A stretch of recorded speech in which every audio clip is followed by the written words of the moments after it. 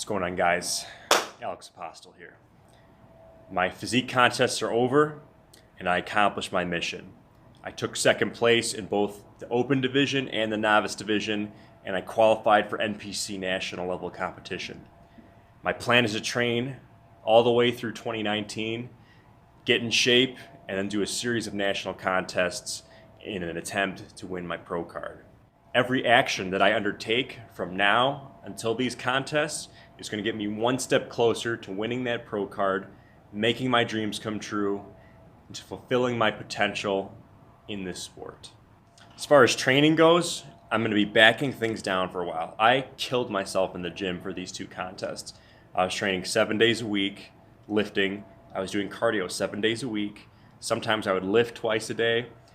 I was doing things to excess, but my mindset was to do whatever it takes to reach the goal, and I accomplished that goal.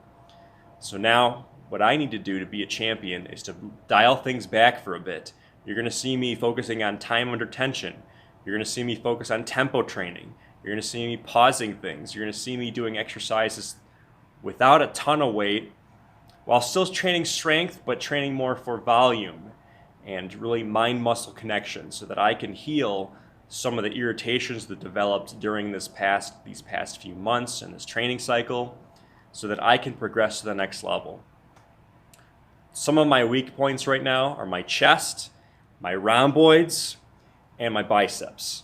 I've been dealing with some bicep tendonitis in the left shoulder, and it's related to the bars in my chest and left scapular winging.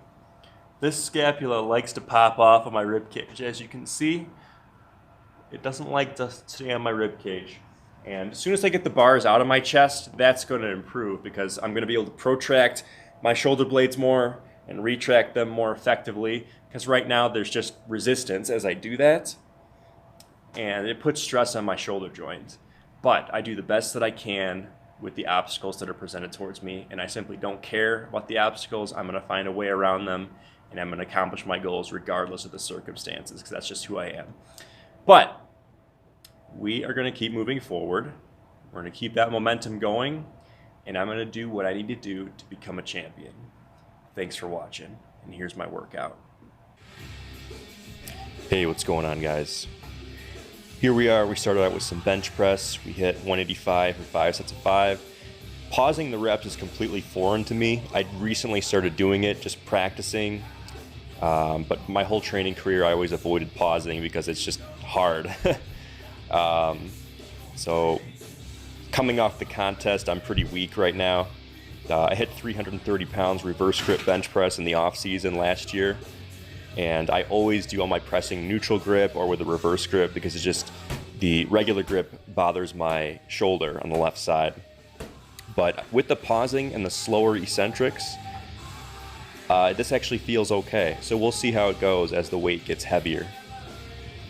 I supersetted these with the medicine ball chest presses on the floor. I'm basing this routine on Dr. John Russin's functional hypertrophy training program and made a few tweaks myself based on what works for me. And next time I'm going to do a better job pausing these. The pauses were a little bit short. Training is going well for the first workout. Push the volume on this one. Here we have, I did incline dumbbell presses. I did 4 sets of about 10 reps here. Only 55-pound dumbbells.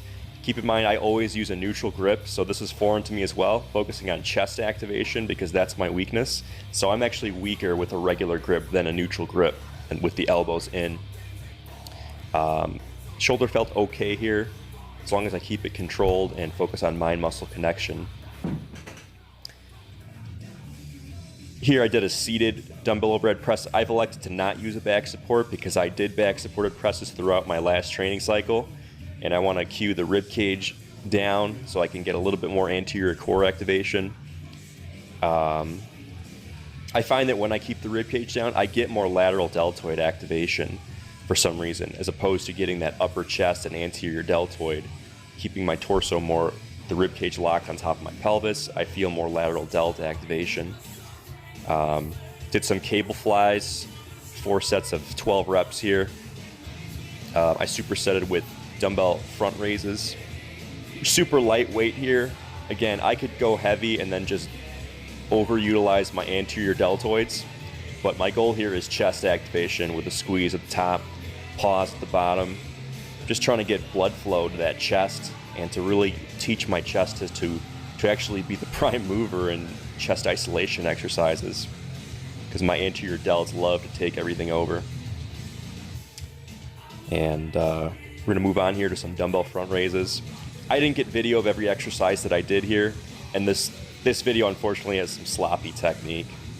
I elected to do more of a neutral grip front raise because this was slightly, I could tell once the weight gets heavier it's going to start irritating that shoulder. So on the later sets I started using a neutral grip with the thumb up, and I also angled it out more diagonally so I could get a little bit more lateral deltoid activation, as pure lateral raises irritate my left shoulder. It was a good first training session. My chest got a killer pump, and we'll see how it goes from here. Thanks for watching.